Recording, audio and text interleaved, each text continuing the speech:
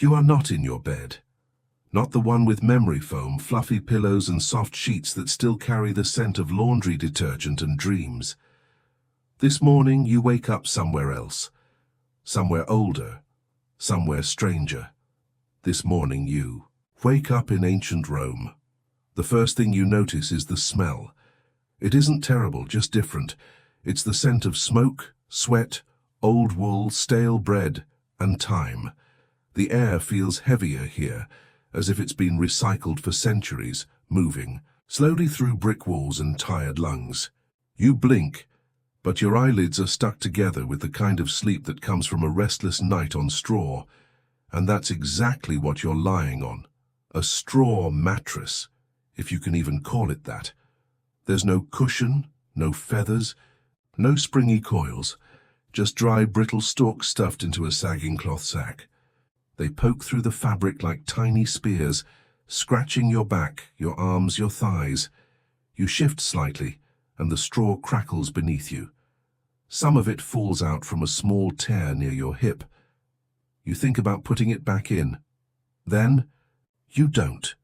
Your blanket is made of wool, coarse, unwashed, and stiff in places where something spilled last week and never dried properly. It doesn't smell fresh. It smells like someone else used it for a long time, gave up and handed it to you. It's heavy, not because it's warm, but because of the accumulated weight of dust, grease, and forgotten winters. You try to stretch your legs, but the blanket resists, the mattress resists, your body resists. There's a pop in your spine, a creak in your knee, and something that might be a groan escaping your throat. You aren't old, not really, but in Rome, where the average life expectancy hovers somewhere between optimism and accident, your joints are already ahead of the curve. A shaft of early sunlight sneaks through the gap in the wooden shutter. It slants across the room, illuminating the floating dust with a golden glow. The walls are made of rough brick, patched in places with plaster that's cracked and peeling. There's no decoration, no paint, no fresco of nymphs and gods. Just age and silence, and the quiet breathing of the city waking up around you. Outside, the city begins to stir. You hear a cart rumble over cobblestones, the wheels wooden, ungreased, each bump echoing through narrow alleys. A man yells something in Latin. You don't catch the words, but the tone is familiar. Frustration, or perhaps marketing. Farther off, a dog barks, a child laughs, someone somewhere drops a pot, and curses the gods. It's early, but already the city feels alive, not in a modern, digital, caffeinated way, but in a slow, grinding, tangible rhythm, like a beast stretching after sleep. You lie still a moment longer. There's a kind of comfort in the discomfort. The straw pokes, the blanket smells, your back aches. But this is Rome, and for now you are part of it. Eventually you sit up, slowly, carefully. Your head feels a little heavy, your hair pressed flat on one side from the weight of sleep and maybe dreams of modern plumbing. You rub your eyes with a hand that's calloused from work or from being Roman. Your room, if you can call it that, is barely larger than the mattress itself. The ceiling is low, the air is damp. One wall has a small niche where someone once placed a lamp. It's empty now. In the corner, a broken jug leans like it's given up trying to be useful. You swing your legs off the bed and feel your feet hit the floor, stone, cold, and slightly sticky.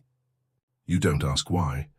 In Rome, you learn not to ask too many questions about the floor. From the apartment below, you hear muffled conversation. Someone's already preparing breakfast. The smell of baking bread floats up like a promise that may or may not be fulfilled.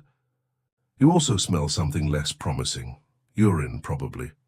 Possibly goat. There's no bathroom. That concept hasn't been invented yet. And there's certainly no privacy. You share this building with dozens of others. Families, laborers, widows, merchants, pickpockets, and the occasional chicken. Sound travels up through the floor, down through the ceiling, and sideways through the thin brick walls. You hear snoring, you hear coughing, you hear someone humming a tune older than memory. You stand, your feet protest, your knees follow suit. You take a step, and your hip clicks like a badly tuned lyre. But you are vertical, and in Rome, that counts as a good start. You reach for your tunic. Yesterday's, the day before's, possibly last week's. It's folded at the foot of the mattress, or more accurately, crumpled. The linen is stiff, still bearing the wrinkles of sleep and the scent of daily living. You pull it over your head and tie it with a rope that used to belong to a donkey. Or maybe still does. There's a moment, just a brief pause, where you stand at the edge of your small world. You look toward the light sneaking through the shutter. You hear the city growing louder, breath by breath, heartbeat by heartbeat. And then you move. Into the day. Into Rome. Into history. The sun is higher now, spilling more light through the shutter, illuminating the tiny particles that hang in the air like lazy ghosts. Outside, the hum of the city thickens. You hear it, feel it, even before stepping out. A soft roar beneath. Your feet like water pressing behind a dam. Rome is fully awake, and you are not yet clean, which means it's time for the baths. There is no private shower waiting. No hot water knob. No fluffy towel. No mint-scented shampoo to lather away yesterday's regrets. In ancient Rome, cleanliness is a public affair, and so is your nudity. The public baths, thermae, are not a luxury. They are a ritual, a rhythm, a necessity. For some, a habit. For most, a rare indulgence. For you today, a destination. You step out into the narrow alley, the sunlight briefly blinding. You blink against it. The city smells stronger now. Hot stone, fresh bread, roasting meat, and sewage. Always sewage. You pass a man emptying a chamber pot into the gutter. He shouts a half-hearted warning. You step sideways just in time. The calm. Balnea isn't far. A short walk down the hill past a sleeping mule, a beggar with one eye, and a merchant arguing about the price of olives. The building itself is squat but wide, with smoke drifting lazily from its roof. The stone steps are warm underfoot. Inside, the air changes. It's thicker, wetter, and heavy with the scent of oil, steam, and humanity. You pay the entrance fee, a copper quadrans, to a man who barely looks up. He waves you through like a priest at a temple where the only god is sweat. First, the apoditerium, the changing room. Rows of benches, niches in the walls where people leave their tunics, their sandals, their lives. You find a spot. You undress. There's no curtain, no cubicle, no shame, just skin and routine. Your body, pale and marked with the quiet bruises of daily life, joins dozens of others in the room. Old men with sagging skin, young slaves with whip scars, fat merchants, thin philosophers. Everyone equal, if only in nakedness. You wrap your clothes into a bundle and hand it to a capsarius, a slave boy who watches over belongings with the attentiveness of someone who's been beaten for less. From here, the journey begins. First, stop the tepidarium. A warm room, not hot, just enough to loosen your muscles, to open your pores, to make you forget that you slept on straw. The floor is heated from below, hypocostum, a marvel of Roman engineering. You sit on a stone bench. You close your eyes. The warmth seeps into your bones like a silent prayer. Around you, men murmur in low voices. Some are debating philosophy, others gossip about senators. A pair of soldiers argue over the outcome of a chariot race. No one shouts. The steam doesn't allow it. Noise feels like a sin here. Your skin glistens, your limbs begin to forgive you. You breathe deeper. Then comes the caldarium, the hot room. As you step inside, the heat hits you like a curtain. It clings to your skin, crawls into your lungs, beads your forehead before you've taken 3 steps. The air smells of olive, oil, and ambition. A slave hands you a small jar. You pour the oil into your palm, thick, golden, slightly sticky, and rub it over your arms, your chest, your legs. There is no soap. This is the Roman way, oil to loosen the dirt. Then the Strigil. You take the curved metal blade, simple, elegant, slightly worn, and drag it along your oiled skin. Slowly, carefully, down the arm, across the chest, behind the knee. It scrapes away sweat, grime, dead skin, and whatever. Part of you still remembers the mattress from earlier. The sensation is strange, not painful, not quite pleasant, but satisfying, like peeling off a layer of the day that hadn't even begun. Everyone around you does the same. The air is filled with the faint sound of metal on flesh, a soft rhythmic whisper. Some talk as they scrape, some groan. One man sings badly. You sit for a while longer, letting the heat work its way into your bones. You imagine it boiling away the stress, the weariness, the tiny aches of 1,000 ordinary tasks.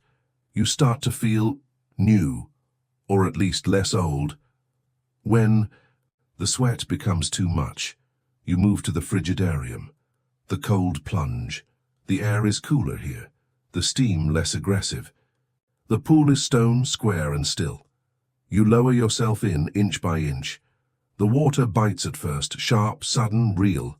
You gasp, then you settle. It holds you, chills you, sharpens you. Your body, flushed from heat, now tightens in response. Your skin tingles. Your mind clears. For a moment you are weightless, ageless, thoughtless, just floating in a forgotten world. You stay there as long as you can, which, truthfully, is not very long. Eventually, your fingers wrinkle. Your breath grows short.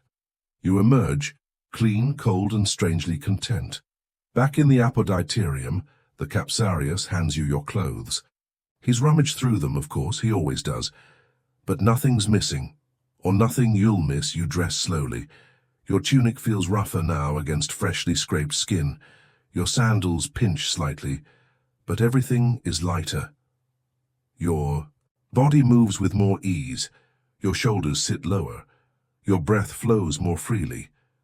As you step back outside, into the noise, the dust, the life of Rome, you realize something.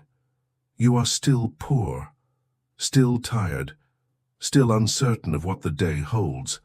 But you are clean, and in this city, that counts for something. You've left the baths behind.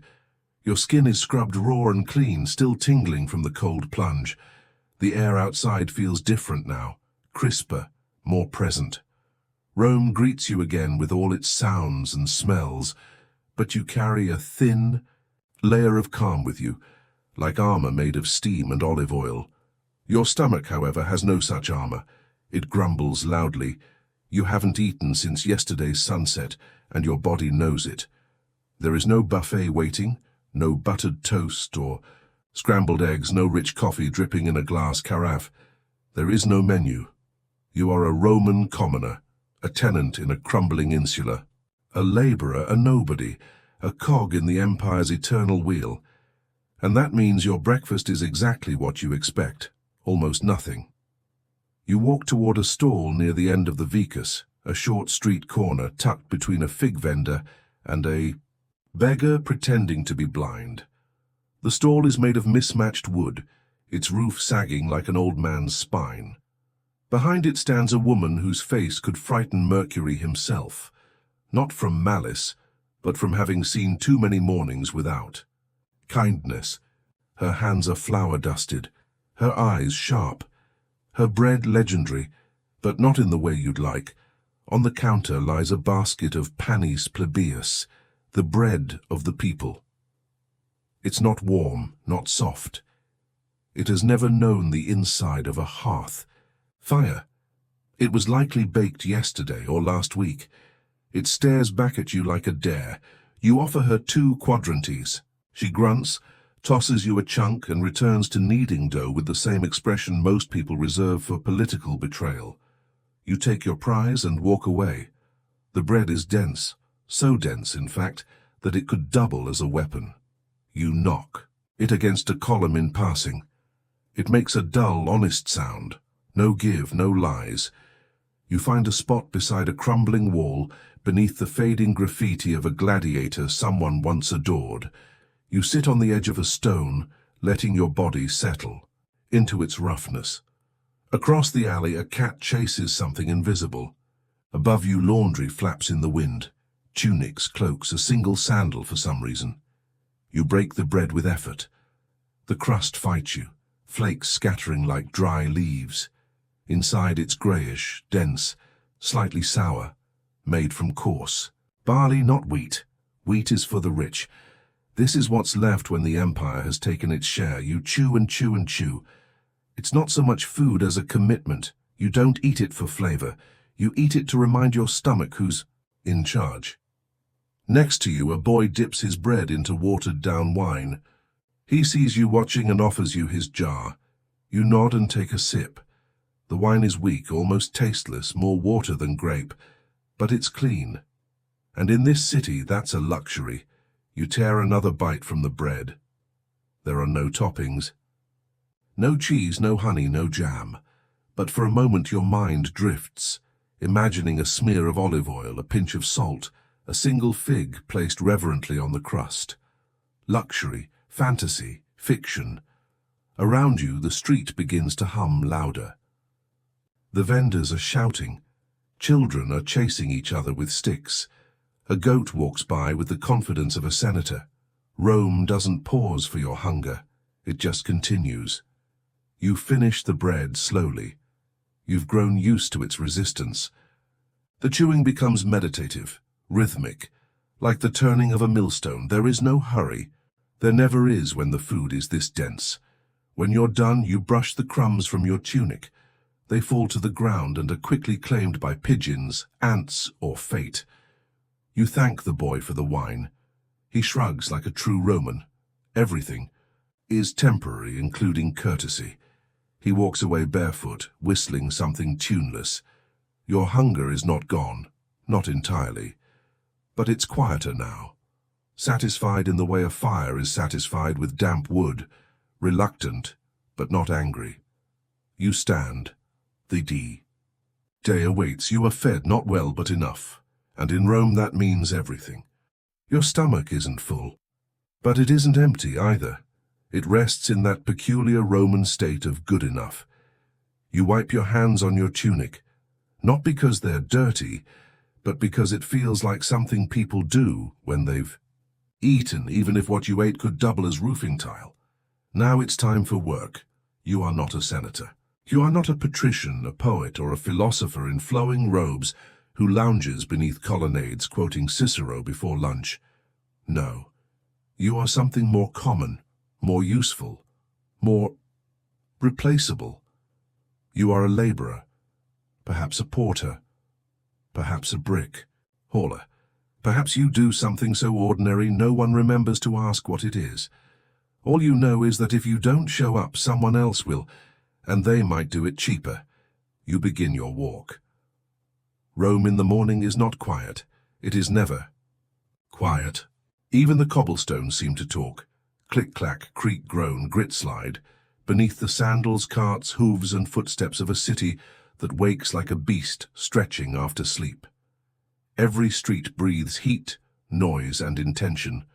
You pass. A temple, columns gleaming with dew. A priest is sweeping the steps. He doesn't look holy, he looks tired. You nod. He nods. The gods are watching, but from a polite distance. At the corner, a fishmonger slaps an octopus against his table for reasons no one questions. A child screams with laughter. A dog barks in alarm, then confusion. You keep walking. Your path winds. Through the suburb, the working-class district where buildings lean toward each other like tired men swapping secrets. The streets are narrow, but they swell with people. Women with baskets on their heads, slaves running errands, merchants arguing about weights, a thief pretending not to be a thief. You recognize a few faces. The butcher's apprentice, who always smells like iron. The old woman who sells boiled chickpeas from a dented pot. The man who sharpens knives and stares into the distance like he once saw something in Gaul he can't forget. You nod. They nod. No one stops to chat. In Rome, conversation is a luxury, like wine that hasn't been diluted. You arrive at the warehouse. It's more of a glorified shed, really. Stone walls, timber beams, and a scent that clings to the skin. Dust, sweat, oil, and something you've never identified but suspect is disappointment. Your job today: moving amphorae, big, awkward earthenware jars filled with wine, oil, or salted fish, usually salted fish. Always heavy, never grateful. You've developed a relationship with them over time, not friendly, not hostile, just enduring. You lift one. Your back twinges. You lift another. Your shoulder grumbles. By the third, your body remembers how to forget it's in pain. The foreman doesn't speak much. He points. You obey. It's not personal. It's barely even professional. It's just gravity, leverage and pay you haven't received yet. You move jars from cart to ramp, from ramp to shelf, from shelf to the vague hope that someone else will take them away. The repetition becomes hypnotic. You stop thinking, you stop caring, you breathe, you sweat, you exist. Occasionally someone cracks a joke. It's not funny, but everyone laughs. Not because it's a good joke, but because laughing makes your ribs hurt in a way that's different from lifting. Time passes, not in hours but in aches. Your hands grow slick with oil from the jar handles. Your tunic sticks to your back. Your hair itches. You scratch it and feel a bit of pottery dust fall into your collar. You shrug. It's better than lice.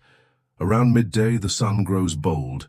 It climbs high and stares down at the city like a judgmental uncle. The walls of the warehouse radiate heat.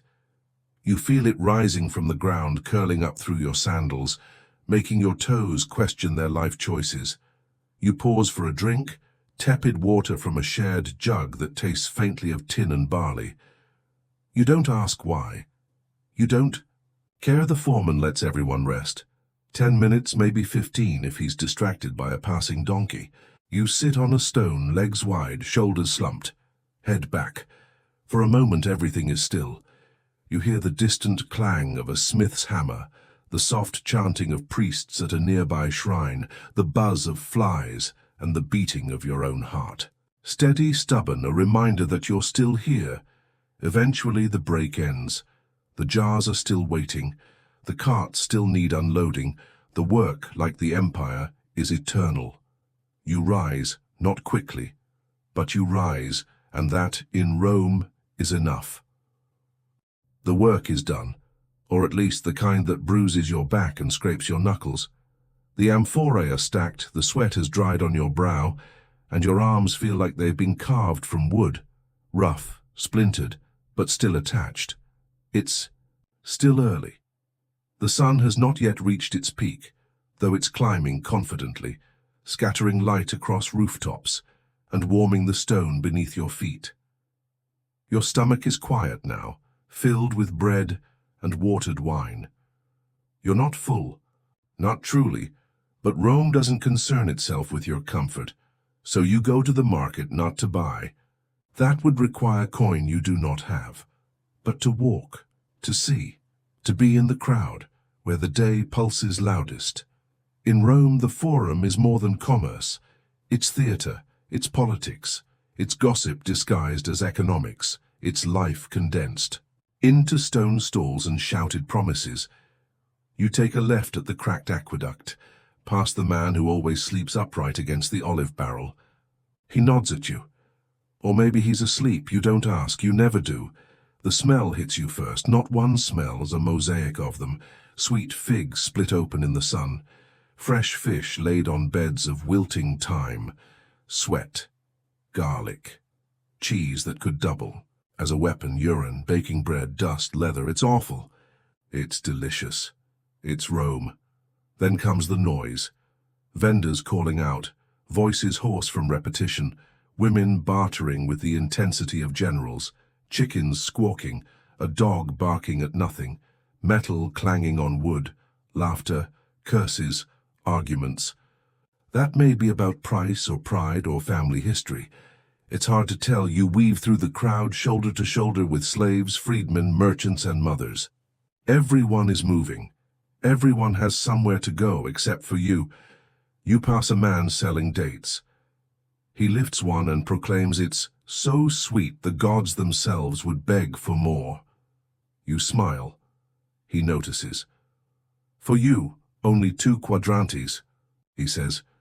You pat your empty pouch and keep walking. He curses you softly. You hear it. You don't mind. A little farther. A boy no older than 10 is juggling pomegranates. He's not very good. One falls, bursts, and stains the sandals of a wealthy woman. She screams. He runs. The pomegranate seeds cling to the stone like tiny rubies spilled from an impatient hand. You stop near a booth selling lentils. The merchant is asleep on his stool, head lolling forward, snoring gently into a sack of chickpeas. You could steal from him. Many would. But you don't. Not because you're virtuous, but because stealing from a man who sleeps in his own wares feels like kicking a puppy. At another stall, a woman sells perfume. Not the expensive kind used by senators' wives, but something made from boiled herbs and wishful thinking. She spritzes it in your direction. You catch a hint of lavender, or maybe old socks. She winks. You move on. You pass a statue of Jupiter that's missing a hand. Someone has placed a loaf of bread in the crook of his elbow. He looks mildly amused. 2 men argue over a chicken. One claims it's the best layer in Rome. The other claims it's possessed. The chicken remains silent, which you take as a sign of wisdom. You pause at a stall filled with scrolls. Old, worn, some stained, some half unrolled. The seller, as a stooped man with ink-stained fingers, eyes you carefully. Interested in poetry, politics, recipes for love potions? He asks. You shake your head. He shrugs. Suit yourself. Ignorance is cheaper anyway. At the center of the forum, a speaker is addressing a small crowd. His toga is clean, his sandals polished, and his hands move like dancers. You can't hear everything he says, but you catch the words reform, virtue, and barley. Subsidies. A child throws a fig at him. It misses. The speaker doesn't flinch. You wander past him, stepping around a beggar who's arranged his coins into the shape of a fish. He looks up at you and grins, revealing a mouth with more gaps than teeth. Art, he says. You like? You nod. He nods back. You leave him a fig from your pocket, slightly bruised but still sweet. Toward the edge of the market there's a quiet corner. Just a few stalls, less shouting. A woman sits weaving baskets from reeds. Her fingers move without thought, without... Pause. She doesn't look up. Her baskets are neat, perfect. You wonder how many she must make to afford her place in this city. There's a bakery nearby. The smell is unbearable. Warm, yeasty, golden, a temptation sculpted by fire and flour. A boy with flour on his nose hands a loaf to a man with bandaged hands. No words are exchanged, just the loaf, just the nod. You stand there a moment, letting the scent fill the space hunger left behind. Then you walk on. Rome isn't kind. But it is alive. It never stops. Not for the poor, not for the powerful, not even for you. But in the market, for a little while you feel part of something. Loud, chaotic, unforgiving, beautiful. You may not own anything here, but for a few stolen moments, the city feels like it belongs to you. Rome by noon softens, it doesn't stop. Rome never stops, but it exhales just slightly. The voices hush a little, the streets grow slower, and even the sun, having climbed so high, seems to pause in its climb and hover. Everything feels heavy, like the city itself is swaddled in heat. It is the hour of Merides, the midday. For the rich it's a time to retreat behind shaded porticos and be fanned by silent slaves with palms from faraway places. For the merchants, It's a time to count coins and gossip. But for you, and people like you, it's something simpler. Time to rest. You walk the long, uneven stones back through the alleyways. The smell of roasted onions and something unidentifiable drifts through the air. You pass a group of boys playing dice in the dust. One of them is winning. One of them is cheating. All of them are loud. The door to your insula creaks as you push it open. The stairwell is dim, shaded by the wood beams of the upper floors. You ascend slowly. Every step sings a different note. Squeak, groan, crack, like the building is offering its own lullaby. Your apartment, if you can call it that, is a single room. One wall leans slightly west. The window doesn't open. The roof leaks when it rains and the floor creaks when it doesn't. But it is yours. Mostly. You set your tunic aside. The air inside is thick and still. You pour water from a jug into a clay bowl, splash your face. The water is lukewarm, you don't care. It cools your temples, rinses away the grit of the market and the breath of amphora. You sit on your mat, straw, flattened with time, scratchy with age, and exhale. There is no pillow, no blanket, no promise of dreams, but there is quiet. Outside, the city murmurs.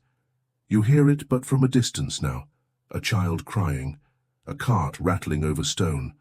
Somewhere, a lyre plucks a soft, uncertain tune. The world keeps spinning. You just stop noticing. You lie back. Your body groans in relief, bones sinking into straw like roots returning to soil. Your hands rest on your chest, fingers stained faintly with olive oil and dust. Your breath slows, deepens. The ceiling above you is cracked. A spider's web hangs in one corner, trembling slightly in the breeze that sneaks through the shutter. You don't swat it away. It's lived here longer than you have. Your eyes begin to close, but sleep doesn't rush. It tiptoes, like a shy guest unsure if it's welcome. You think about the day, the jars, the bread, the crowd, the smells. You think about the boy who stole your coin, the fig you gave him, the poet who rhymed cabbage with death. You think about nothing. You think about everything. And slowly the edges blur. Your thoughts drift like leaves on a lazy stream. You remember your mother humming to herself as she kneaded bread. You remember the dog you used to feed scraps to near the river. You remember once seeing a sunrise so perfect it made you pause, just for a moment, like the gods were showing off. You turn onto your side. The straw crackles beneath you. A shaft of light creeps across the floor like a cat, slow and golden. Somewhere someone laughs. You smile, half asleep, and then sleep takes you, not like a thief, but like an old friend, gentle, familiar, undemanding. Your breathing slows. Your hands go still. The world outside your walls continues. Soldiers march, merchants haggle, lovers argue, but in here it is quiet. In here time forgets itself. You do not dream. Or if you do, the dreams are soft and wordless, like floating through warm olive oil, like being wrapped in the scent of bread, like laughter echoing down a quiet Roman alley at dusk. Minutes pass. Maybe hours. The sun shifts. A breeze slips in through the shutter, carrying the smell of fig leaves and smoke. You stir, not fully, just enough to remember your body, your place in the world, your breath. The moment stretches, and then slowly, gently, you open your eyes. You are still here. The spider's web still trembles, the world still turns, but you have rested.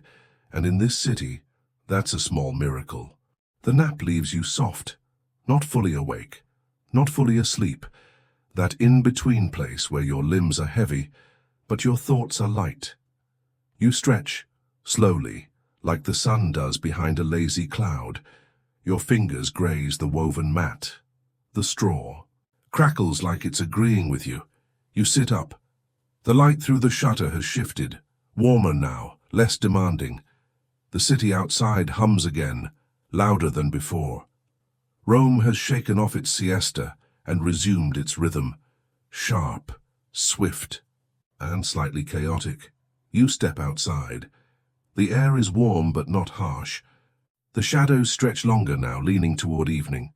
Someone down the alley is banging a pot. A dog barks twice, pauses, and then decides it had nothing more to say. A rooster crows for no reason. It's not helpful. But then, neither are most roosters. You walk the familiar path down the street. You know every crack in the wall, every loose tile, every step that tilts when you stand on it wrong. You pass a door that's always open, revealing the same three sisters gossiping over a pot of something that always smells like regret and cabbage. They nod at you. You nod back. At the corner near the well, you see him.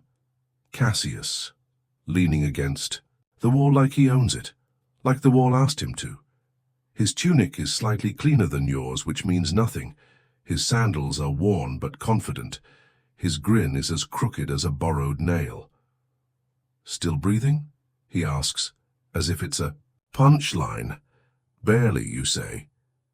He laughs, a sound that starts in the chest and ends in the street. Cassius has always laughed like the city isn't broken.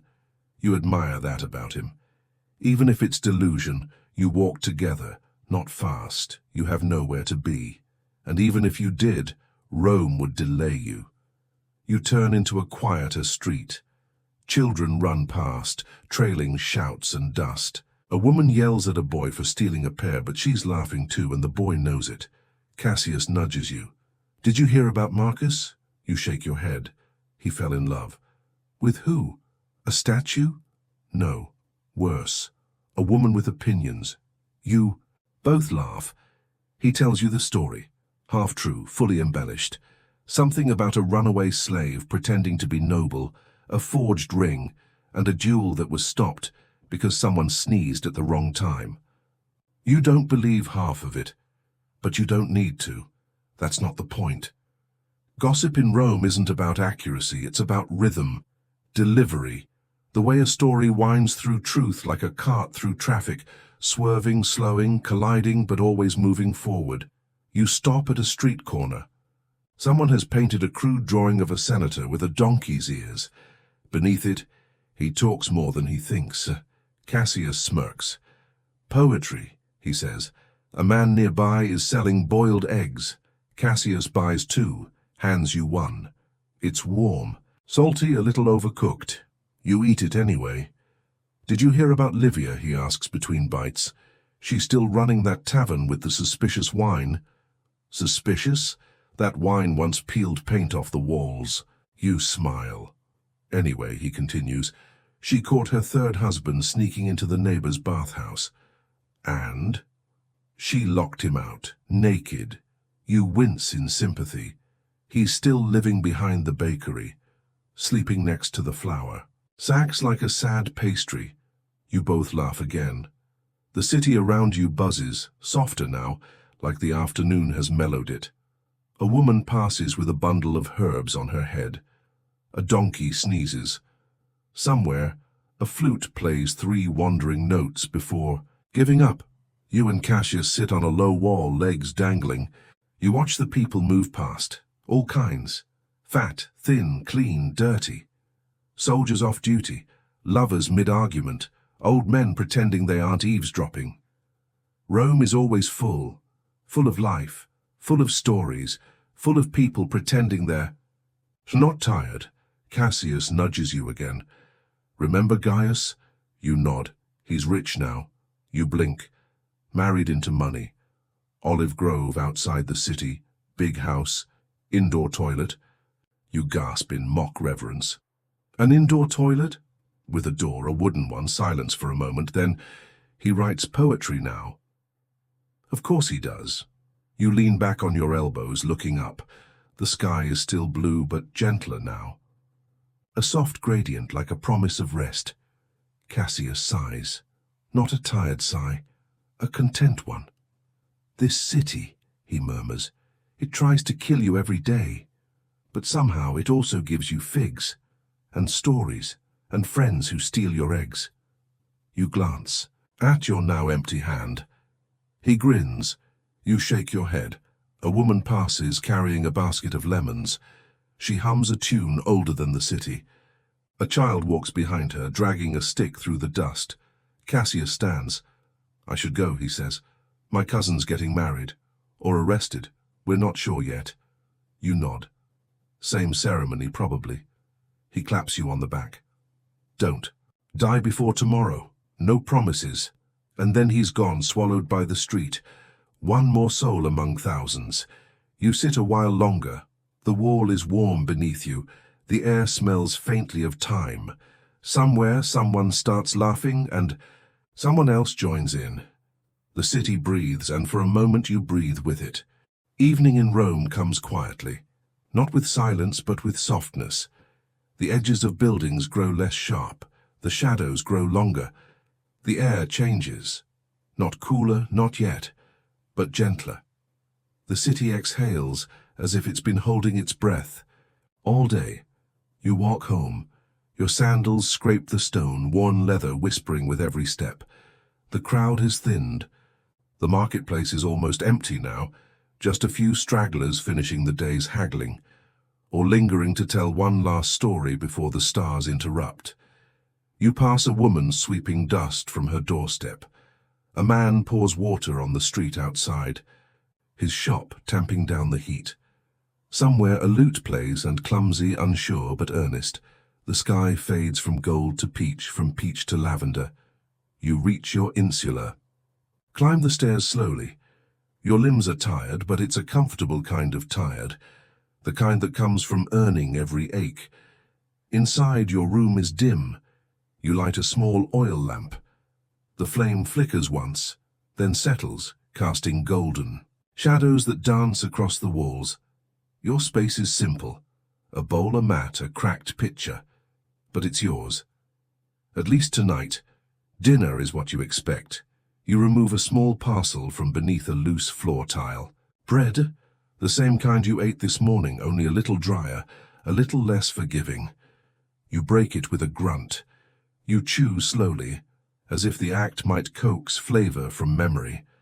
Beside it, a handful of lentils, boiled until soft, seasoned, only by the faint hope that salt once touched them. You eat them with your fingers, you don't mind, there's water too, lukewarm, slightly metallic, but clean enough to swallow without praying. You sip slowly. Outside your window, more a hole in the wall than a window. The evening deepens. A baby cries in the room below you. A dog barks once and is told to hush by someone with authority. The city dims, one oil lamp at a time. You finish eating. There is no ceremony, no dessert, no applause. You simply wipe your hands, place the crumbs outside for the mice, uninvited. Guests but constant companions, and lean back. You rest on your mat watching the flame. Its glow is hypnotic. The way it bends and bows, always moving, but never going anywhere. You understand that. You stare at it and it stares back. The two of you sharing a kind of quiet companionship only fire and people truly understand. You think about the day, not with judgment, just recognition. You lifted things. You walked. You laughed, you listened, you ate, you survived. In Rome, that's enough. You hear footsteps above you. Someone walking slowly. The wood creaks like it's remembering something. Someone laughs outside and soft, affectionate. A conversation drifts in and out like a breeze with words. The city is winding down, not sleeping. Rome never sleeps. But it lowers its voice. You lie back, hands behind your head, staring at the ceiling. It's uneven, cracked in places. A beetle crawls across a beam, indifferent to everything you are. You feel the weight of the day settle into your bones. And yet, you don't feel heavy. You feel here present, alive in a way that requires no effort. The last bit of bread still lingers on your tongue. Rough, sour, honest. You hear someone singing, not well, but with heart. You close your eyes. You imagine the stars above the roof, hundreds of them, maybe thousands, watching the city. You wonder if they ever grow tired of watching, Or if they love the view, someone drops a pot 2 floors down, there's a curse, a laugh, a chorus of shh. You smile. The flame sputters. You blow it out. Darkness fills the room like water, fills a cup. You feel it settle around you, and thick, quiet, familiar. You lie there, breathing, not deeply, not shallowly, just enough. And as the last sounds of the city fade, the clink of pottery, the soft murmur of voices, the distant clatter of hooves on stone, you let your eyes close. Tomorrow Rome will wake again, but tonight it lets you sleep. Night falls in Rome like ink spilled slowly across parchment. It doesn't descend all at once. It creeps in quiet and cool, touching corners first. Alleyways go dark before avenues. Windows flicker as lamps are snuffed out one by one. The city doesn't sleep, not really, but it does pause. You lie still. The room is dark now, the oil lamp extinguished. The mat beneath you is warm from your body, the air cooler than before. There is no blanket, just the tunic draped over your legs and the heat you've earned from moving, eating, living. Your eyes adjust. Shadows reshape themselves into familiar outlines. The cracked beam, the water jug, the corner where dust gathers, in defiance of every breeze. Outside the city whispers, far off someone sings. A woman's voice, low and soft, in a language you don't quite understand. It winds between the buildings like a ribbon, delicate and untamed. You hear footsteps in the alley below, measured, not hurried. Someone heading home, or away from one. Their sandals slap gently against the stone. Step, pause, step, then silence. A dog growls in the distance, then barks twice as if confirming a suspicion. No one replies. It fades into the night. You shift on your mat, not from discomfort, but from instinct. You tuck your arm beneath your head and breathe. The smell of the city is different at night. Less smoke, more dust. Faint whiffs of cooling bread from a nearby bakery. Someone is burning olive twigs. You can smell the crackle of them. You close your eyes and try to picture the flame, dancing just beyond your vision. The city groans, not loudly but like a sleeping beast. Wood creaks. A pot clinks on a shelf. A shutter rattles. Rome breathes. Somewhere a cat knocks over a jar. It shatters. No one shouts. The night forgives small transgressions. You hear voices through the walls, muffled, indistinct. A couple, arguing in whispers, not cruelly, just tired, just human. The same argument they've probably had 100 times. About money, about noise, about who forgot the bread. The argument ends with silence, a long one, then a laugh, then a kiss. You smile in the dark. In the room above yours, someone snores, not loudly, but rhythmically. It becomes a kind of music, rising and falling like waves. You let it wash over you. Outside, someone plays a reed flute. The notes are unsure, searching. A lullaby for no one in particular. You imagine a boy perched on a rooftop, legs dangling, playing for the moon. And the moon listens. You turn to your other side. The mat sighs. You pull your tunic tighter. Your fingers brush your chest. Your heart beats slowly, steady, untroubled. A breeze slips through the cracked shutter. It brushes your cheek like a mother's hand. It smells of fig leaves, wood smoke, and the dust of the day. You inhale slow and deep. It fills your lungs, settles in your bones, and still the city hums. In the distance, a cart rolls by. Its wheels creak. The driver mumbles to himself or to the ox. A lantern swings. You catch a glimpse of its glow as it passes, then nothing. Rome never fully sleeps. It just dozes. It murmurs in its dreams. You let your eyes close again. There is no fear in the dark. Not here, not tonight. You think of the Tiber River glinting under moonlight, slow and sure. You think of olive groves outside the walls, rustling gently in the night breeze.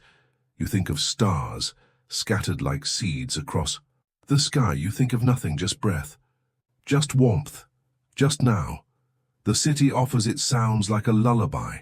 The wind between stones, the coo of a late dove, the murmur of a neighbor turning in sleep. And under it all, silence, not absence, but presence. The kind of silence that holds the world in its arms. You do not remember falling asleep, only that the last thing you heard was a soft laugh. Yours. You are asleep, not drifting, not drowsing, truly deeply asleep. Rome, in its infinite noise, has finally stepped aside for you. The stone beneath your mat is forgotten. The ache in your shoulders fades into something softer. Your breath is slow, steady, measured by rhythms older than time, and in that quiet the dream begins. It arrives like fog, and not sudden, but certain. You don't see it come. You only realize you are inside it, and the world you've known is shifting. You are still in Rome, but it's different. The streets are clean. The air is cool. The stone glows under moonlight, pale as marble. Torches flicker in the distance, but they cast no smoke. Shadows move gently like dancers in long robes. You walk, not with effort, with ease. Your steps are lighter than they've ever been. The ground seems to welcome you.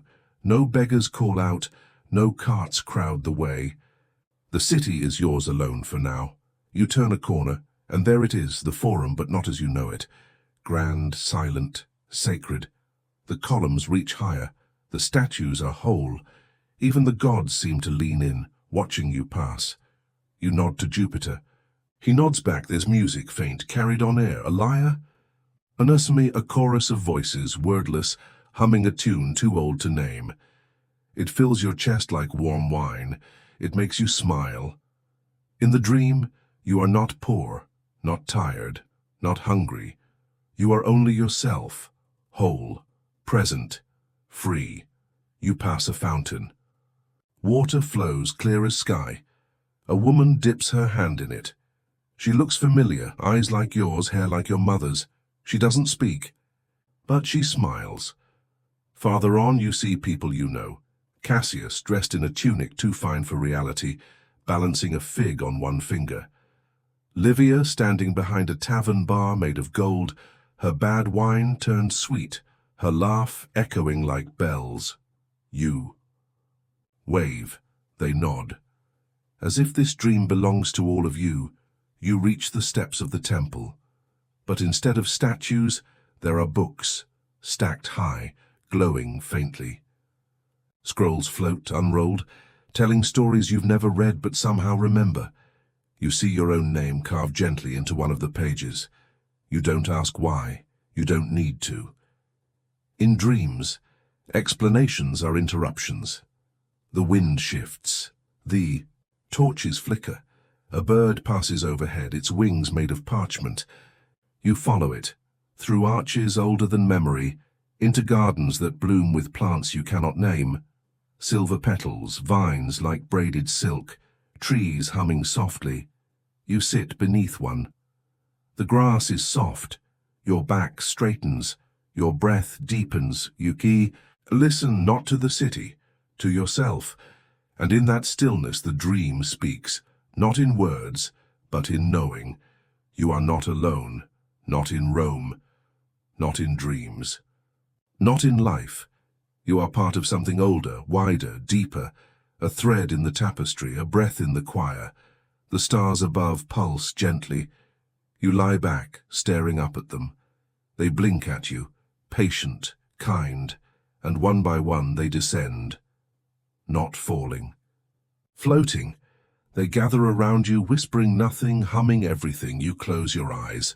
You let go, not of the dream, of the need to understand it. You drift through cloud, through memory, through something warmer than sleep and lighter than hope. You see your mother's hands, kneading dough. You see the Tiber, golden at dawn. You see Yourself, younger, braver, laughing without reason. You see nothing, and then morning, not sudden, but certain. A soft light presses against your eyelids. Somewhere a rooster remembers its purpose. A cart creaks, a child yawns. You wake, in your room, in your life, in Rome. The dream has faded, but something lingers. Not a story, not an image, just a piece. A whisper that maybe, just maybe, you were exactly where you were meant to be, even in your sleep, especially in your sleep. Morning does not burst in. It eases.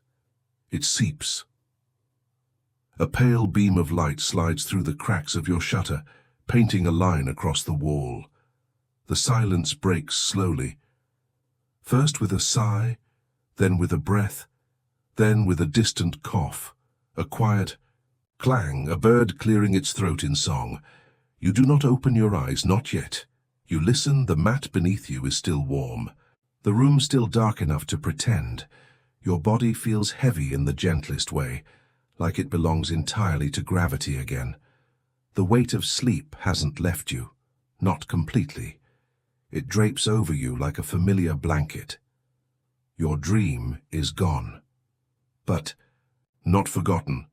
It left no pictures, no clear ending, only the sense that you were held, not by arms, not by anything you could name, but held still. You open your eyes. The ceiling is the same, cracked, tilted, imperfect, but beautiful in its familiarity. You sit up slowly, like the world is made of soft fabric and your movement might wrinkle it. Outside, a broom sweeps stone, a pot clangs, a child calls out. Rome is waking, or rather Rome is resuming. It never truly slept, only paused long enough for you to rest.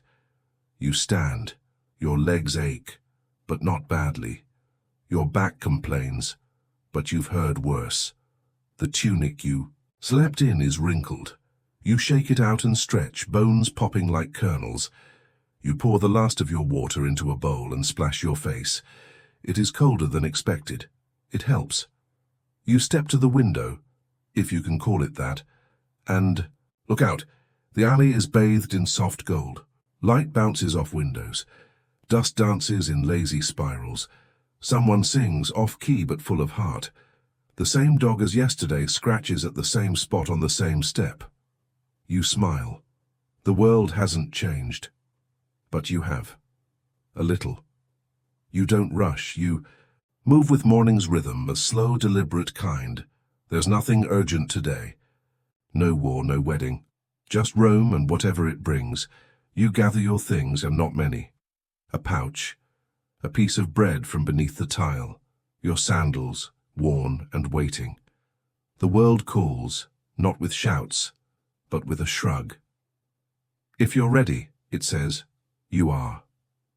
Down the stairs, out the door, onto the street. The city greets you with smells, bread, smoke, sweat, time, the familiar perfume of effort. You walk. The sun isn't high yet. Shadows stretch long and lean. You pass the same sisters gossiping on their doorstep, now holding yesterday's bread like it's a newborn. They nod at you. You nod back, you turn a corner and see Cassius. Same grin, same swagger, different tunic. You survived the night, he says. Barely. He laughs. It's a good sound. You realize how much you missed it even for a few hours. He hands you a fig. You owe me breakfast, he says. I owe you nothing, he shrugs. Then walk with me. So you do. The day is beginning. The forum stirs. The baker waves. The same. Rooster crows again as if proud of its schedule. A man passes with scrolls under his arm. A woman carries fish wrapped in leaves. You don't think about the dream, but you feel it still, like a stone in your pocket. Small, quiet, present. Cassius tells you a story about a senator who slipped on an olive. You laugh in all the right places. Not because the story is new, you've heard versions of it a dozen times, but because it's good to laugh in the sun with someone who knows your name. You pass the fountain. The water still flows. A child cups her hands and drinks. She sees you. She smiles, and something in you loosens, not breaks, just softens. You keep walking, not to arrive anywhere, but because walking in Rome, with morning on your shoulders and dreams still clinging to your ribs, feels like a kind of prayer. Slow return, not to duty, but to yourself. It is late morning now. The sun has climbed, but not yet to its throne. Its warmth kisses the stone beneath your sandals, brushes your cheeks, and settles into the folds of your tunic. Not hot, not yet, but promising to be. The city is awake, but not loud, not fully. It stirs like a house of old friends, clinking bowls, half-spoken greetings, shoulders brushing in the corridor of life. You carry nothing of importance. A folded cloth, a small pouch of dried figs, a few coins, fewer than you'd like, but enough. You move not with purpose, but with presence. Past the fish seller, who waves at you with a wet hand. Past the young boy sweeping nothing in particular because his father told him to. Past the wall where someone painted a crude picture of the emperor's nose and wrote beneath it, "May his sniffles spare us." You smile. You arrive at the market, not to shop, but to watch. It is alive in a different way than the city, louder, faster, full of hands and feet and fruit being prodded and bread being pinched. You stand by the olive cart. The old woman there doesn't ask what you want. She just offers you one, black, wrinkled, salty. You eat it slowly, like a treat you didn't expect. You nod your thanks. She nods back. Small act. You step into a shaded alcove to escape the sun for a moment. Someone offers you a cup of watered wine. It's thin, sour, slightly warm. You drink it anyway because it was given. Small act. You hear two men arguing about chickens, not in anger, but with theatrical indignation. One insists his rooster can tell time better than the sun. The other says, it only crows to hear its own voice. They laugh before you do. You do not interrupt. You simply listen. Small act. You walk on. A child drops a fig. You pick it up before someone steps on it and hand it back. She doesn't speak. She just hides behind her mother's leg and peeks at you with one eye, suspicious and grateful. You wink. Small act. A dog limps past, a leg stiff from something long ago. You crouch, offer your hand. He sniffs, moves on.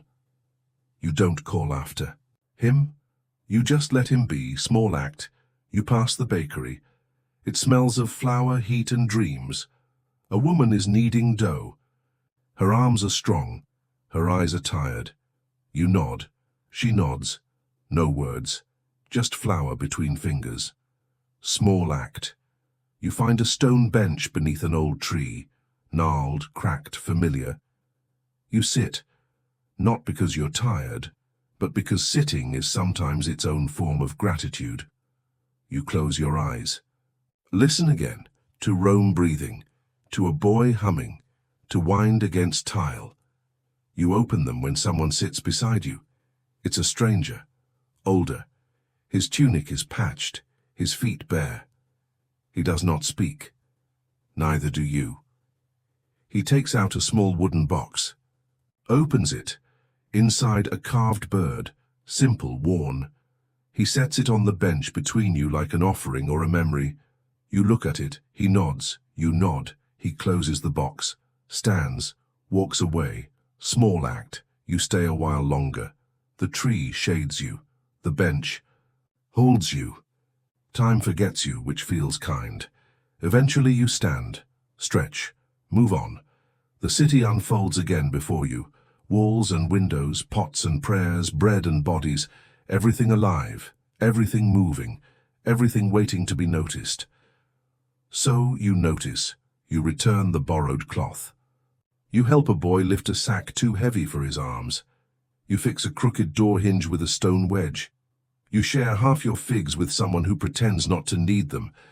And each time, every gesture, every glance, every grain of kindness adds something invisible to the air around you.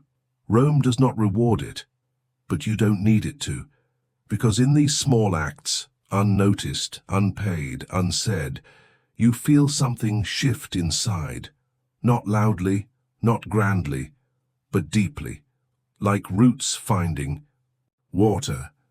The sun now rules the sky, not as a tyrant but as a patient witness. Its light rests on everything, not fierce, not punishing, just full of warmth, of age, of presence. The city breathes more slowly now. The stones hold heat like secrets. Doors creak as they open, only to be shut again, shielding sleeping faces from the brightness. Rome in the afternoon does not sleep. But it softens. You find a shaded spot beneath a crumbling archway, older than your grandfather's name. You sit, your back against stone, your legs stretched. The ground radiates warmth into your spine. You are not tired, but you are still. Stillness is different from rest. It's quieter. Around you, the city hums in low tones. A broom brushes dust somewhere behind you. A mule snorts, unimpressed with his burden. A woman hums tunelessly as she folds linens over a window to block the sun. You look up. The sky is perfect, not poetic, not dramatic, just present. So blue it feels like forever. A canvas so wide it makes your worries feel like ink blots easily washed away. And in that stillness you begin to wonder. Afternoons are made for questions without answers. You wonder who laid the first stone where you now sit.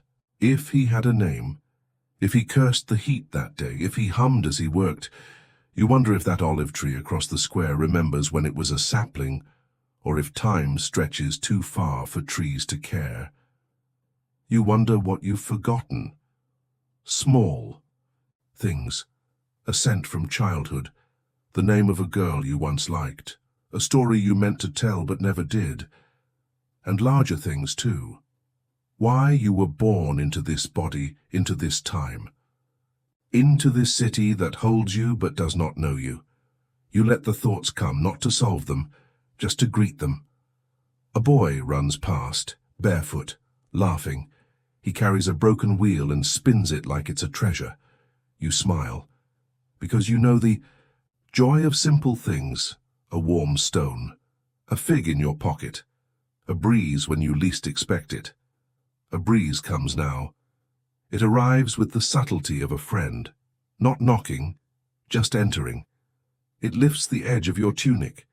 It brushes the dust from your arm. It smells of rosemary and river. You close your eyes, let it pass through you. Let it remind you that even the sun makes space for motion. Behind your closed eyes, the city becomes memory. You see your mother's hands, strong, sun-browned, always in motion. You see your old neighbor who laughed too loud and smelled of fish. You see your own feet as a child, chasing shadows through alleyways that felt as wide as kingdoms. And you wonder, are you still that child? Is there still something untouched in you? Something not worn by years and salt and silence? You don't. Answer, you just breathe. A man sets down a basket near the well. He wipes his brow, drinks, forgets the world for a moment. You watch him, not with pity, not with envy, just with understanding. You rise, slowly. Your legs resist, but only slightly. The stone behind you is now imprinted with the shape of your rest. You walk not far, just a few steps, just enough to feel yourself moving again. You buy a piece of bread. It is warm, coarse, comforting. You tear it in half, not for hunger, but for the act itself. You chew, slowly. The baker doesn't ask for coins. You leave them anyway, small balance. Small thank you. The afternoon deepens. Shadows stretch again, not long yet, but thoughtful. The city feels quieter, not from silence, but from understanding that the day is no longer beginning. It is unfolding. You pass a fountain. Its water, catches the light like laughter. You wash your hands, your neck. The chill startles you. You smile again, and then a question comes, sharper than the others. What will I become? You don't say it aloud, but it lands softly in your chest. You don't answer. There's no need. The day will pass whether you find a response or not. The city will breathe. The stars will return. The wind will speak again. You'll still be here, somewhere in all of it. A small story among many. Quiet, necessary, and maybe, just maybe, that is enough. Evening descends slowly over Rome. It doesn't arrive all at once like a curtain drawn shut. It creeps in gently with gold-tipped shadows and a hush that floats above the rooftops. The sun, now tired from its duties, leans low on the horizon, casting long rays that skim across terracotta tiles and warm stone. The city changes tone. What was once a symphony of steps and shouts becomes a softer rhythm, spoons against bowls, a distant laugh, the whistle of a kettle. You walk without aim. There's no reason now to hurry. The day has played its tune, and now the melody slows. Soft breeze stirs the hem of your tunic. It carries smells you know well, bread cooling on windowsills, figs split open in baskets, the faint smoke of dinner fires. It carries the memories too. You pass a shuttered house with flaking green paint. Years ago you shared a meal there with someone who told you stories until midnight. Their voice echoes somewhere in your chest. You keep walking. The stones beneath your feet are warm from a day under sun. They remind you of a childhood spent barefoot, running between market stalls, stealing glances at things too expensive to touch. You round a corner and arrive at a quiet square. The fountain here has always trickled, even in drought. You sit on its edge, legs stretched, hands in your lap. The water's sound is steady, familiar, like an old friend talking just to fill the silence. You remember a face, half lit by candlelight. A joke you told, the way someone once held your hand and didn't let go right away. A letter never sent. A regret small enough to carry but too large to forget. The breeze returns, stronger this time. It tousles your hair and reminds you, the day is nearly done. Across the square, a baker sweeps flour from his doorstep. A cat curls near his feet, purring like it owns the building. An old man coughs and clears his throat, then sighs. These sounds don't disturb. They ground. You rise. Slowly, the sky is changing, fading from orange to purple like bruised silk pulled tight across the heavens. Lamps begin to glow, soft circles of yellow in windows and doorways, fireflies of the human world. You walk toward the river. The Tiber at sunset is a mirror of memory. It reflects what you bring to it. Tonight, it offers calm, smooth water, slow boats, voices low and unhurried, the kind of quiet only a river can understand. You pause on a bridge. The stones here have seen more than you ever will. You place your hand on the railing and feel their cool truth. Empires rose, empires fell, but this bridge remains, not unchanged but unmoved. You look down, a family passes in a boat below, the children pointing at birds. One of them waves up at you. You wave back. A moment, nothing more. But it matters. Every small kindness matters. You think of home, not a building, not even a place, but a feeling. Maybe it's the warmth of your bed after a long walk, or the smell of soap on skin after a rare, hot bath. Maybe it's the sound of your name spoken with love, or the way your mind softens just before sleep. You walk, back through narrowing alleys where shadows gather like old secrets. The breeze follows, brushing your back like a guardian or a ghost. You stop at a bakery window, the same one from the morning. Inside, the baker hums as he wipes the counter. He sees you, he nods. You nod, that's all, but that's enough. You pass the olive tree near your doorstep, the one that leans a little more every year. You touch its trunk just briefly. Its bark feels like time itself. You reach your door, open it, step inside. The air is still, cool, familiar. You light a small oil lamp and set it on the table. The flame dances, casting soft shadows on the walls. You take off your sandals, stretch your feet, pour a little water into a clay cup and sip. Then you sit. You open your journal, the one with pages worn at the corners and a soft leather cover that smells of rain. You write, not a story, not a letter, just thoughts, where you walked, what you saw, who smiled, what you felt, not to remember, but to release. You write of the sky at dusk, the sound of the river, the softness of bread, the face of the child in the boat, the breeze, the silence, and then you stop. You place the journal aside, you lie on your bed, you let the evening in. Outside, the city exhales. Rome grows quiet. The stars wait their turn to appear. Somewhere, someone hums a lullaby. Somewhere, someone prays. You close your eyes, not to forget, but to feel, to rest, to drift. And in that soft space between memory and dream, the breeze carries one last thought, gentle and wordless. You were here. And that was enough. Night does not arrive with drama. It comes quietly, a slow hush falling over Rome like a velvet curtain drawn with care. The stars do not rush to take their places. They blink into being, one by one, as if unsure if they're expected. The moon, patient and pale, rises between rooftops, casting a silver glow that softens everything it touches. You lie in bed, not asleep, not quite awake. The lamp has burned low. Shadows ripple gently along the ceiling, moving with the breeze that still sighs through the window. Outside, the city has changed its voice. Where once there were footsteps and shouts, now there is the occasional creak of timber, the rustle of leaves, the faint tap of a night insect on stone. These are not interruptions. They are part of the silence, the shape of it. The way silence in Rome is never empty, but filled with breath. You listen to everything and nothing, to the echo of the day slipping away behind you. You can still feel the sun in your bones, the dust on your skin, the curve of each step taken. But here in this night, there is only stillness.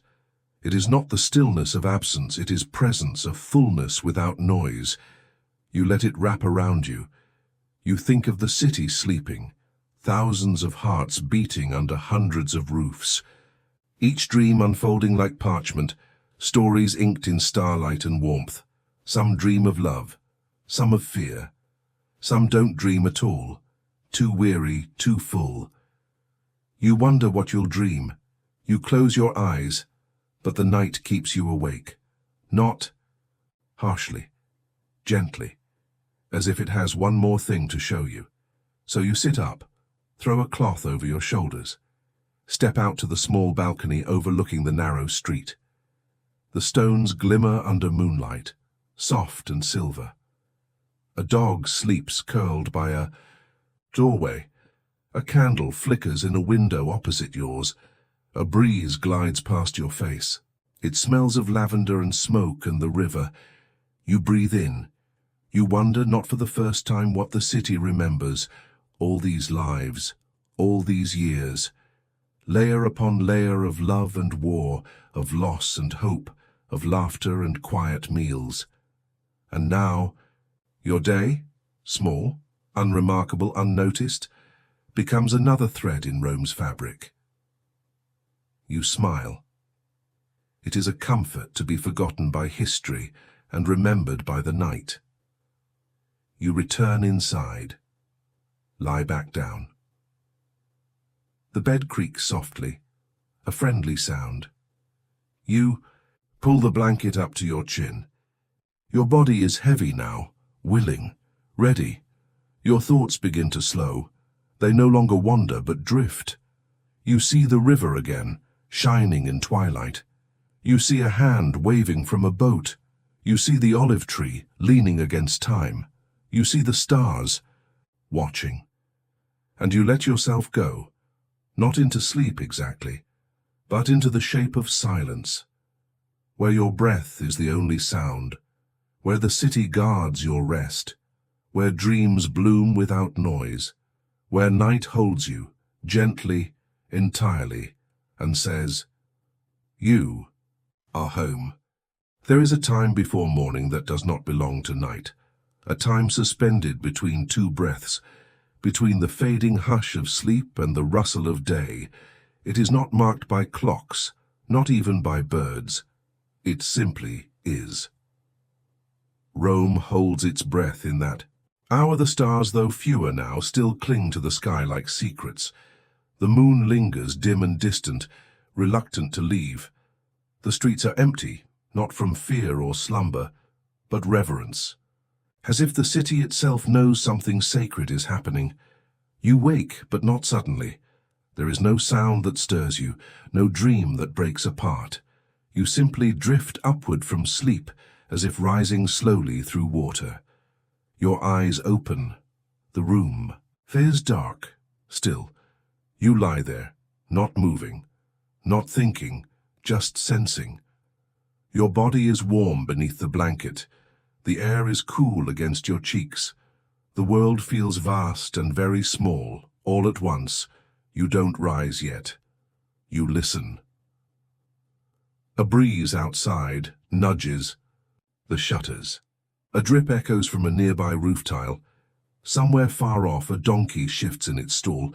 These sounds are not noise, they are permission. Permission to stay here, to linger, to feel the moment stretch. Eventually you sit up. You move like someone who remembers the weight of silence. Slow, careful, grateful. You wrap yourself in a cloak and step onto the balcony again. The stone is cool beneath your feet. The air is fresher now, touched by dew, touched by tomorrow. The sky above is no longer black, but a deep shade of indigo. Blue with memory, blue with potential. You watch. There is nothing to see, and yet everything is here. The rooftops below sleep under shadows. The trees along the distant hill sway like thoughts not yet spoken. The river hidden from view is still whispering to itself, as rivers always do.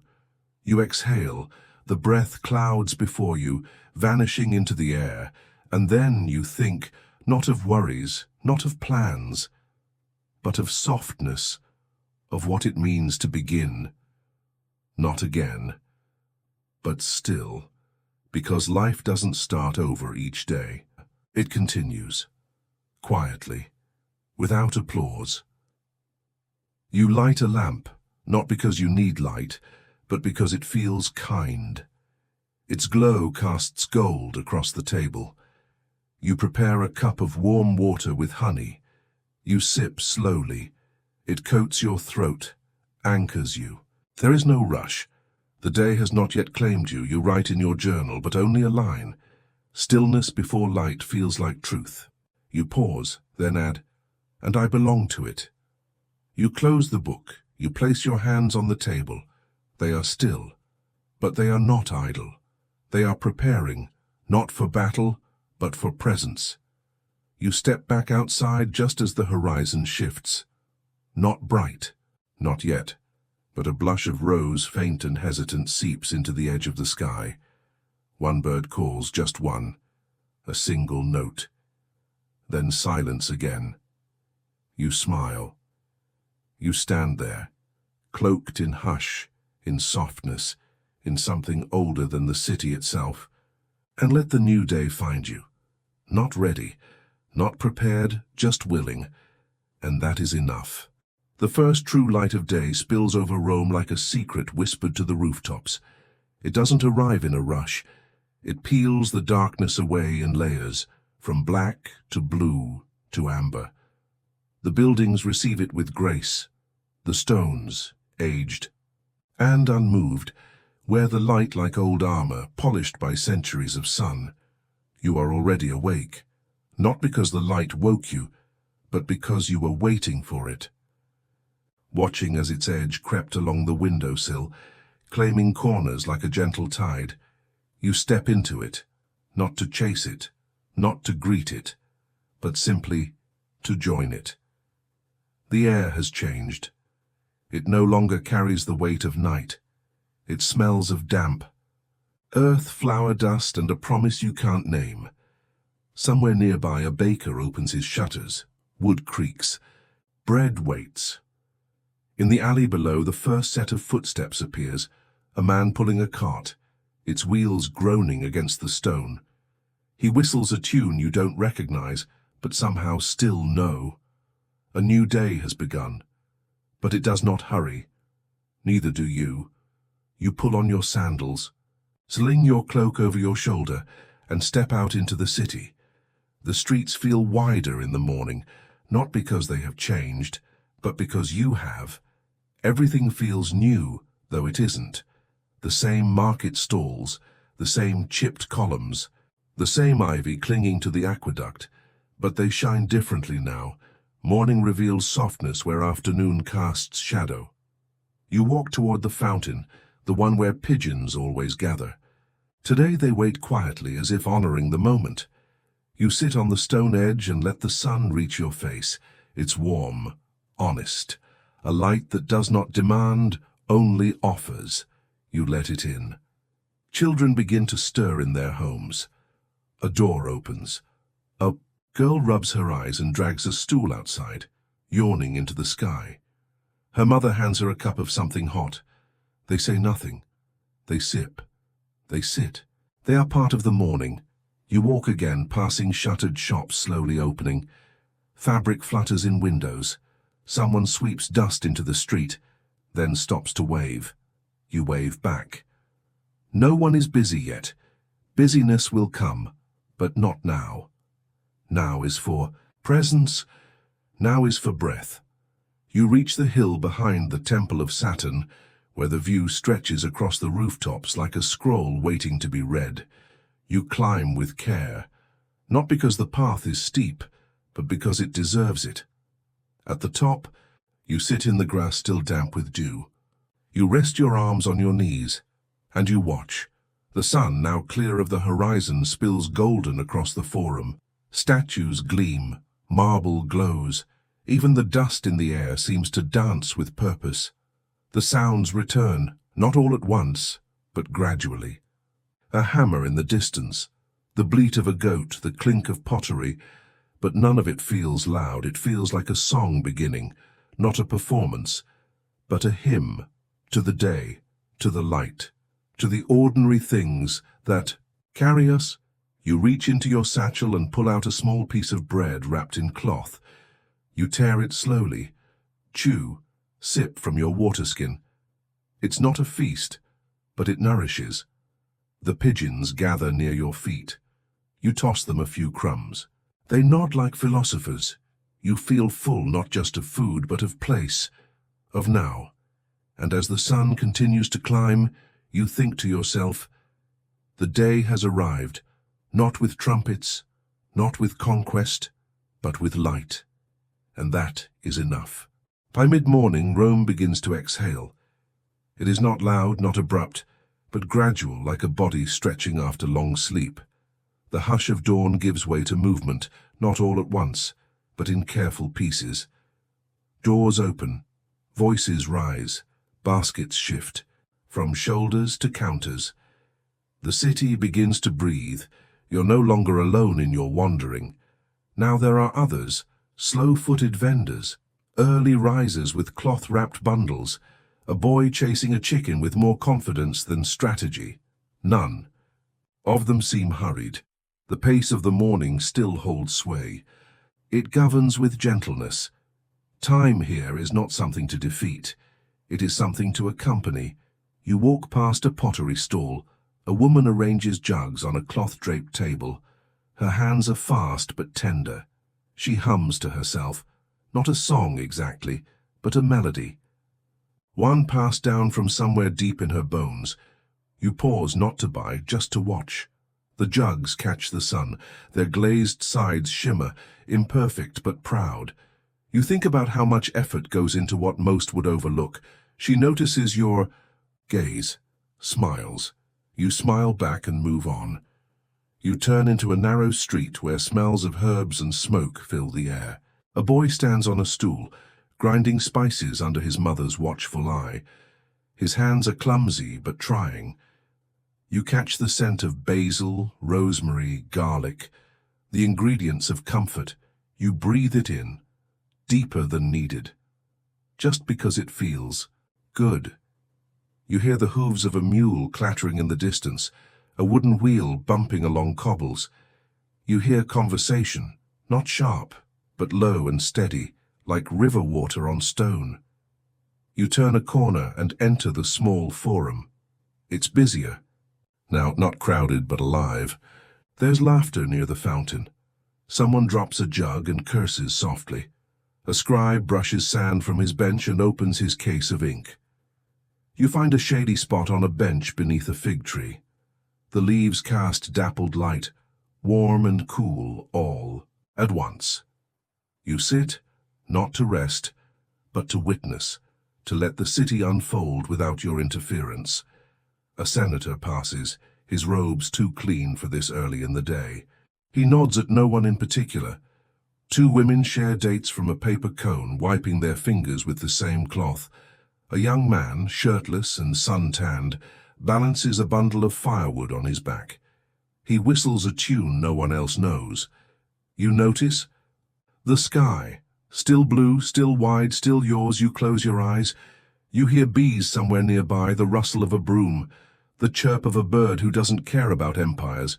You stay like that for some time, until the sun warms the top of your knees, and the rhythm of the forum begins to pick up, not jarring, but certain. A few voices rise. A dog barks once, then again. A man argues with a vendor over a miscounted measure of grain. And still, it's beautiful. You open your eyes. Not because you must, but because you want to see, want to remember. This is Rome, not in its triumph, but in its truth. Not a city of marble, but a city of breath, of footsteps, of stories folded into the folds of every tunic, every basket, every whisper passed between friends in shade. You rise, stretch, the day now fully belongs to the living, and you among them, present, steady and gently awake. By late morning the sun no longer arrives gently. It stands tall above Rome, full and unblinking, casting shadows that shrink and harden. The air thickens, not unpleasantly, but noticeably, like a warm hand placed on your back, guiding you forward whether you want to move or not. You walk more slowly now, not from weariness but from wisdom. The morning's softness has passed. Now the city hums, not with speed but certainty.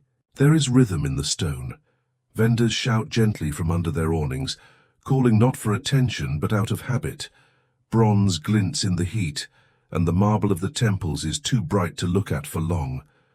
You find yourself tracing the edge of a shaded wall, keeping to the margins where the heat is kinder. Other people do the same.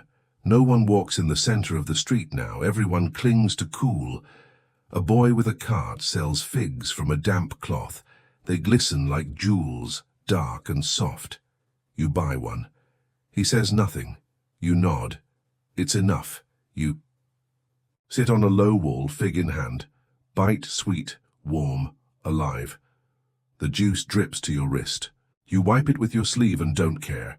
The sun is strong now, not cruel, just honest. It shows everything as it is. The cracks in the columns, the lines on a woman's face, the stain on your sandal from a market spill long forgotten. It doesn't judge, it just reveals, and you let it. You stand and walk toward the baths, not to bathe yet, that will come later, but to be near the sound of water, the clinking of amphorae, the slow laughter of those who know how to survive the heat on the E. Steps outside the balcony. A group of elders sits in silence, their hands resting on their knees like folded linen. They nod as you pass. You nod back. You are one of them, even if your age doesn't match. Inside the courtyard, water echoes, not loud, just present. You sit in the shade of a colonnade and close your eyes again. Let your other senses take over. The slap of sandals, the lap of water in a pool, the murmur of conversation slowed by heat. Someone is discussing bread prices, another the soreness in their shoulder. A young man reads aloud from a scroll, his voice soft, unsure of itself. It's all beautiful, not because it's grand, but because it's real. This is Rome too. Not conquest, not glory, just midday, just heat, just breath. You rise again.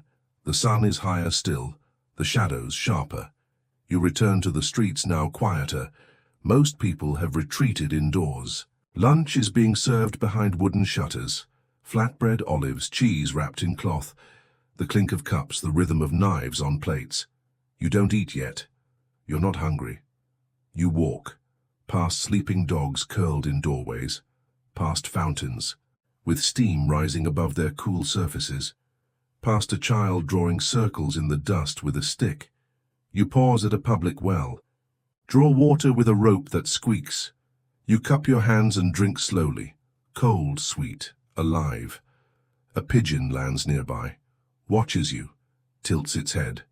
You nod. It does not nod back, but it stays. That is enough. You begin to feel the pull of rest. Not sleep, just stillness. The sun, now at its peak, presses gently on your shoulders. It is not heavy, but it is firm. You return home. Not because you are tired, but because the city tells you it is time to pause. Inside, the air is cooler. The walls have held the night's chill longer than you expected. You sit by the open window.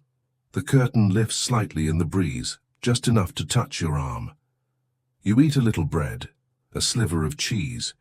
You drink the rest of the water, and then you lie down, not to nap, but to honor the day, to be still beneath the sun's full eye, to feel time stretch and soften, and to remember, this is how the world continues, not in rush, but in rhythm.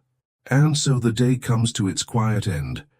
Rome sleeps again, not under conquest, not under marble, but under stars, under the soft hush of shared breath and shadowed courtyards. The city that once ruled the world becomes, for tonight, simply a place of rest, a home for weary feet, a cradle for unspoken dreams. The torches are low now, the wind gentler. Somewhere a cup is set down, somewhere a name is whispered in sleep. The river hums to itself, and the stones hold every step that was taken today. You close your eyes and maybe, just maybe, for a moment, you are still there, wrapped in linen, beneath the olive tree, beside a fountain that never stopped singing. Thank you for walking this day with me. Sleep well wherever you are, and let the quiet heart of ancient Rome carry you gently into the night.